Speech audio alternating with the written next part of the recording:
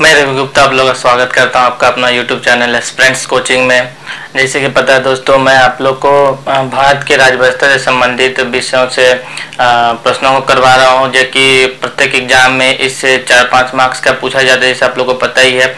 जैसे अभी railway NTPC exam हाल फिलहाल में हुई है, और आने वाले एग्जाम जैसे railway group D, SSC, bank, all state PCS और भी स्टेट में जितने भी छोटे मोटे एग्जाम्स होते हैं, सब में आर्मी, नेवी, एयरफोर्स जितने में भी आते हैं, सब में इन विषयों से, इन सब्जेक्ट भारत की राज्य व्यवस्था से बहुत ही प्रश्नों को देखा जाता है। और ये बहुत ही प्रश्न इजी होते हैं, लेकिन एग्जाम में जाके हम लोग गलती कर देते हैं, कंफ्यूजन हो जाते हैं। तो उसी से संबंधित हम विषय को देखेंगे, टॉपिक को देखेंगे, और मैं आशा करता हूं कि यदि आप इन विषयों को, इस टॉपिक को अच्छे से यदि आप समझ के तैयार करके जाते, प्रिपेयर करते हैं, तो एग्जाम में आपका बहुत ही हेल्प होगा। तो स्टार्ट करते हैं। आज का बहुत ही इंटरेस्टिंग टॉपिक है भारत का प्रधानमंत्री। भारत के प्रधानमंत्री से आज मैं आप लोगों को करवाने जा रहा हूं, और यह आप आज बहुत ही इंटरेस्टिंग होने वाला है। ये वीडियो के अंत तक आप लोग बने रहें। जैसे कि हम लोग जानते हैं कि भारत के प्रधानमंत्री अभी वर्तमान में भारत के नरेंद्र मोदी हैं, जो कि हम लोग के भारत के 15वें प्रधानमंत्री के रूप में अभी कार्यरत हैं। इनसे पहले वो गुजरात के मुख्यमंत्री रह चुके हैं, 4 बार वो गुजरात के मुख्यमंत्री रह चुके हैं, और अभी वर्तमान में भारत के प्रधानमंत्री के पोस्ट पे हैं। तो देख लेते हैं प्रधानमंत्री की निर्वाचन कैसे होते हैं, उनकी नियुक्तियां कैसी होती है, इनसे संबंधित प्रश्नों को हम लोग देखेंगे। तो स्टार्ट करते हैं आज के क्लास। आज देखते हैं कि कोई भी तो PM कौन बन सकता है, प्रधानमंत्री कौन बन सकता है। हम बन सकते, आप बन सकते, कौन बन सकता है? कोई भी व्यक्ति प्रधानमंत्री बन सकता है, बशर्ते वह लोकसभा के सदस्य के लिए बनने के लायक होगा। I mean वो 25 वर्ष आयु पूरा कर चुका होगा, तो वह प्रधानमंत्री बनने के लिए एलिजिबल है। तो वो देखते हैं एलिजिबल तो है, लेकिन वो प्रधानमंत्री जो रह सकते हैं, और उनकी नियुक्ति क्या होती है? नियुक्ति होती है निर्वाचन। तो जैसे कि मैंने बोला कौन बन सकता है, कौन बन सकता है को, तो इनका निर्वाचन तो होता है, बट निर्वाचन के तौर पे आप भी बन सकते हैं, हम भी, मतलब 6 महीना के अंदर में, 6 महीना तक कोई भी व्यक्ति बिना निर्वाचन हुए वह भारत के प्रधानमंत्री के पोस्ट पे रह सकते हैं, बिना सदन, ना ही वह लोकसभा ना ही राज्यसभा, किसी भी सदन का यदि सदस्य नहीं है, तो वह भारत के प्रधानमंत्री के पोस्ट पे 6 महीना तक, 6 मंथ तक वह बिना सदस्य हुए, आई मीन ना ही लोकसभा ना ही राज्यसभा के सदस्य हुए, वह 6 महीना तक, वह 6 मंथ वह भारत के प्रधानमंत्री के पोस्ट पे रह सकता है। मतलब कहने का मतलब है कि मैं भी यदि चाहूँ तो अभी नहीं, जब निर्वाचन होता है उसके बाद में जब प्रधानमंत्री की नियुक्ति होती है, तो उस समय यदि मैं चाहूँ मैं भी प्रधानमंत्री बन सकता, आप भी बन सकते, कोई भी बन सकता है, कि बशर्ते वो बिना चुनाव लड़े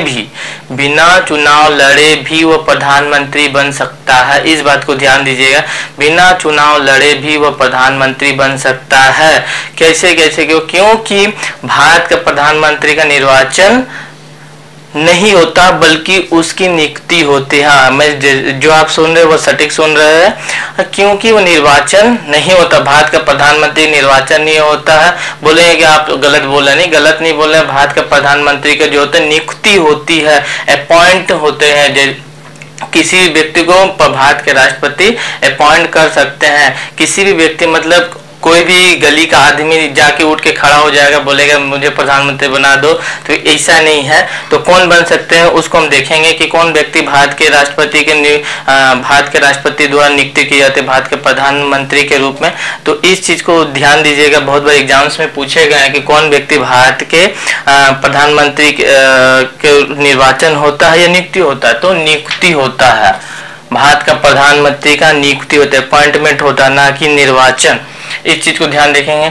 और क्या देखेंगे, भारत का जो प्रधानमंत्री होता है वो सरकार का प्रमुख होता है। रियल जो होते हैं कार्यकारी, वह जितने भी पावर्स होते हैं प्रधानमंत्री के हाथ में होते हैं, और राष्ट्रपति जो होते हैं वह नाम मात्र के होते हैं, जबकि वास्तविक कार्यकर्ता जो होते हैं, जिसके रियल है पावर जिसके हाथ में होता है, वो भारत के जो होते हैं वो पीएम होते हैं। ये सरकार का प्रमुख होते हैं। और भारत का राष्ट्रपति जो होते हैं वो राष्ट्र का प्रमुख होते हैं, वो देश का प्रमुख होते हैं, ये सरकार का प्रमुख होते हैं।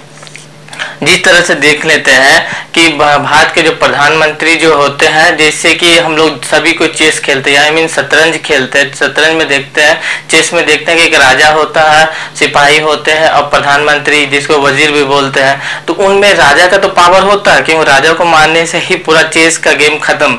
बट वह उनका क्या है, वह एक एक घर चलते हैं। और प्रधानमंत्री जो होते हैं उसमें वजीर जो होता है वो पूरा जहां मन तहां करे, उनको मारने के बाद भी सरकार या राष्ट्र खत्म नहीं होता। लेकिन जितने ही पावर्स होते हैं वो प्रधानमंत्री वजीर के हाथ में होता है। ठीक उसी तरह से किसी भी देश में नहीं, भारत में जितना भी पावर्स है, रियल पावर जो वास्तविक जो कार्यकारी जितना ही पावर्स हो प्रधानमंत्री के हाथ में है। और उसी तरह से और जो नाम मात्र का जो पावर है वह राष्ट्रपति के हाथ में। और आप लोगों को ये बता देना चाहता हूँ कि शतरंज का खेल जो हुआ भारत में ही जन्म हुआ, इसके बाद वह फॉरेन गया, ईरान गया, अफगानिस्तान, इस तरह से विदेशों में गए सब, लेकिन आविष्कार शतरंज का भारत में ही हुआ। ये जानकारी के लिए बता दिया मैंने। और देख लेते हैं कि पीएम जो होता है वो कौन सा सदस्य। हमेशा हम लोग को डाउट होता है कि जो लोकसभा के जो सदस्य होते हैं वही पीएम के लिए पीएम हो सकते हैं, लेकिन ऐसा नहीं है।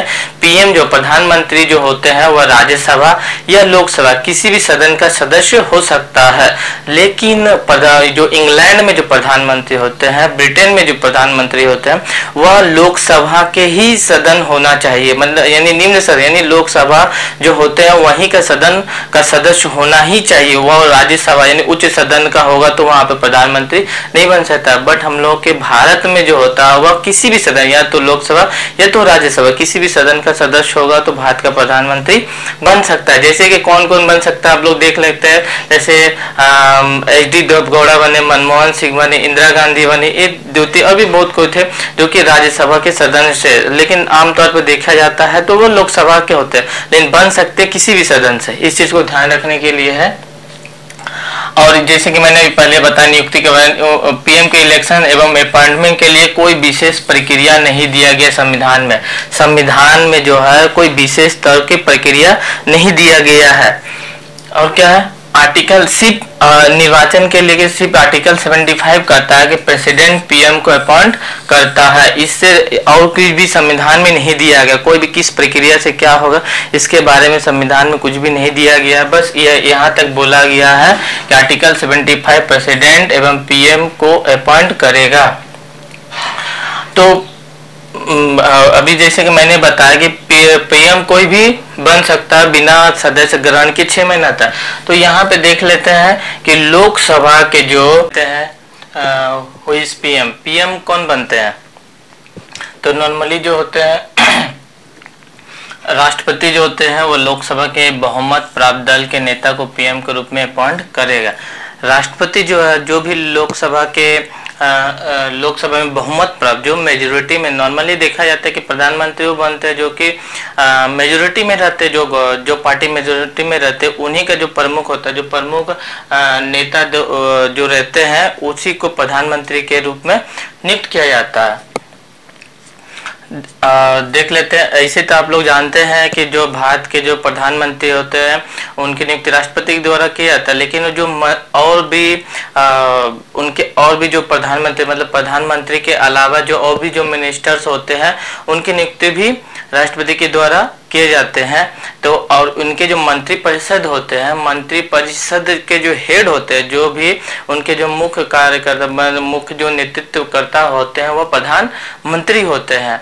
और ये कब तक इनके कार्यकाल क्या होते हैं, कार्यकाल जो होते हैं ये नॉर्मली 5 साल के होते हैं। देखते हैं कि 5 साल के बाद निर्वाचन होते हैं, लेकिन यह राष्ट्रपति के प्रसाद पर यानी जब तक राष्ट्रपति चाहे तब तक ही अपना पोस्ट पे रह सकते हैं। इस चीज को ध्यान देने के लिए। और क्या है कि ये अपने ठीक है, तो देख लेते हैं कि कोई भी पार्टी फुल मेजोरिटी में ना हो तो क्या होगा। अब देख लेते हैं कि कोई भी पार्टी यदि फुल मेजोरिटी में नहीं है तो क्या होगा, तब राष्ट्रपति, तब किसी को मान लें को अब निर्वाचन हुआ लेकिन कोई भी पार्टी को फुल मेजोरिटी नहीं मिला तो उस समय क्या किया जाएगा, उस समय क्या करेगा, राष्ट्रपति अपना व्यक्तिगत विवेक स्वतंत्रता दी गई है कि आप अपना मर्जी से भी निर्णय ले सकते हैं, अपना व्यक्तिगत स्वतंत्रता भी दिया गया उनको कि उस समय आप अपना व्यक्तिगत स्वतंत्रता का प्रयोग करके यदि फुल मेजोरिटी नहीं है तब आप किसी व्यक्ति जिस पार्टी के चाहे उसको बुला के प्रधानमंत्री नियुक्त कर सकते हैं। लेकिन और भी एक कंडीशन क्या दिया गया है कि कोई भी पार्टी जो है वह फुल मेजोरिटी में नहीं है लेकिन गठबंधन करके 2-3-4 पार्टी गठबंधन कर लिया, गठबंधन करके भी यदि वो चाहे तो प्रधानमंत्री के लिए अपना नेता के तौर पे किसी को राष्ट्रपति के पास भेज सकता है, बशर्ते राष्ट्रपति उनको और क्या है कि राष्ट्रपति बोलेगा ठीक है आप अपना कैंडिडेट भेजे हैं लेकिन आपको 1 महीना के अंदर में आपको क्या करना होगा, विश्वास मत हासिल करना होगा, तभी आप प्रधानमंत्री जो भी कैंडिडेट आप लोग भेजे वो प्रधानमंत्री तक रह सकता है। और क्या हो सकता है कि जब फुल मेजोरिटी नहीं है तो उस समय क्या होगा, यदि प्रधानमंत्री के पद पे रहते हुए अचानक प्रधानमंत्री की मृत्यु हो जाती है तो क्या किया जाए उस समय, तो उस समय राष्ट्रपति क्या करेगा कि ऐसे तो जनरली क्या होता है कि कार्यवाहक प्रधानमंत्री काम करते हैं लेकिन 1984 में जब इंदिरा गांधी जी की मृत्यु हुई थी उस समय क्या हुए थे, उस समय जो राष्ट्रपति थे वो क्या किया, राजीव गांधी को प्रधानमंत्री को बना दिए थे। लेकिन जनरली क्या होता है कार्यवाहक प्रधानमंत्री ही नियुक्त करते हैं, यदि उनका उत्तराधिकारी नहीं हो तो तब यदि उस समय कोई उत्तराधिकारी नहीं होता, यदि प्रधानमंत्री की मृत्यु हो जाती है उनका कोई उत्तराधिकारी नहीं है तब राष्ट्रपति अपना मन से किसी को अपॉइंट कर सकते हैं, लेकिन उस 1984 में ऐसा नहीं हुआ था। और क्या है कि कोई भी व्यक्ति नियुक्ति से पूर्व लोकसभा में अपना बहुमत सिद्ध नहीं करेगा, या ऐसे संविधान में लिखा हुआ है कि कोई भी व्यक्ति प्रधानमंत्री बनने से पहले लोकसभा में बहुमत अपना सिद्ध नहीं करेगा। यानी ऐसा नहीं है कि कोई भी प्रधानमंत्री बन रहा है तो बोला जाएगा कि सबसे पहले आपको बहुमत सिद्ध कीजिए तभी आपको प्रधानमंत्री बनाएंगे, ऐसा नहीं है। आप पहले प्रधानमंत्री बन जाइए उसके बाद, और जैसे कि आपको मैंने बताया कि पहले 6 महीना तक बिना सदस्य रहे हुए भी आप प्रधानमंत्री के रूप में कार्य करेंगे। और आगे देखते हैं, हम लोग देख लेते हैं कुछ महत्वपूर्ण प्रश्नों को प्रधानमंत्री से संबंधित। जैसे कि आप लोगों को पता कि आर्टिकल 74 जो होते हैं वह मंत्रिपरिषद से रिलेटेड हैं, जो कि राष्ट्रपति को सहायता करने के लिए मंत्रिपरिषद के बारे में बताया गया, जो कि राष्ट्रपति की सहायता करेगा। एक मंत्रिपरिषद के बारे में बताया गया आर्टिकल 74। और आर्टिकल 75 क्या बताया गया कि वह प्रधानमंत्री की नियुक्ति करेंगे और अन्य मंत्रियों की जो नियुक्ति होगी वह प्रधानमंत्री के सलाह पर राष्ट्रपति के द्वारा किया जाएगा। ठीक है, और क्या है कि आर्टिकल 78 जो होते हैं वह प्रधानमंत्री के दायित्वों से संबंधित है। और क्या कि भारत के संविधान में जो है उप प्रधानमंत्री के बारे में, भारत के संविधान में कहीं भी किसी भी तरह से कोई उल्लेखित नहीं किया गया है, बट भारत में उप प्रधानमंत्री भी रह चुके हैं, लेकिन संविधान में इनका कोई भी उल्लेख कहीं भी नहीं किया गया है। तो और एक चीज हम लोग ध्यान देने वाली बात यह है कि भारत के जो प्रधानमंत्री परिषद होते हैं वो किसके प्रति उत्तरदायित्व होते हैं, किसके प्रति जवाबदेही होते हैं, तो वह होते हैं लोकसभा के प्रति। वह लोकसभा के प्रति सामूहिक रूप से और लोकसभा के प्रति जवाबदेही होते, जिम्मेदार होते हैं। और क्या होते हैं, और हम लोग कुछ प्रश्नों को देख लेते हैं कि पीएम का जो कार्यकाल होता है वह निश्चित नहीं होता। जैसे मैंने आपको बताया है कि भारत के जो प्रधानमंत्री उनका कार्यकाल आमतौर पर 5 साल का होता है, लेकिन वह राष्ट्रपति के प्रसाद पर्यंत माने जब तक राष्ट्रपति चाहे तब तक ही वह अपने कार्य पद पे रह सकते हैं। और कुछ प्रश्नों को हम देख लेते हैं, जैसे कि भारत के ऐसे कौन से प्रधानमंत्री थे जिनकी मृत्यु भारत के बाहर अपने पद पे रहते हुए हुए थे। तो आप लोगों को पता है कि लाल बहादुर शास्त्री जो है हम लोग के देश के प्रधानमंत्री, जो कि ताशकंद में गए, ताशकंद दौरे पे गए थे, जो कि उज्बेकिस्तान की राजधानी है, वहाँ पे गए थे दौरे में। और वहाँ पे 1966 को उनके रहस्यमय तरीके से वहीं पे मौत हो गए थे। तो और क्या देखते और इससे कभी कभी बहुत ही इम्पोर्टेंट क्वेश्चन आते हैं कि कौन सा ऐसे प्रधानमंत्री थे जो कभी भी लोकसभा में उपस्थित नहीं हुए। तो चौधरी चरण सिंह। और हम लोग देख लेते हैं कुछ प्रश्नों को कि पीएम को जब तक लोकसभा में बहुमत हासिल हो तब तक उसे राष्ट्रपति उसे बर्खास्त नहीं कर सकता।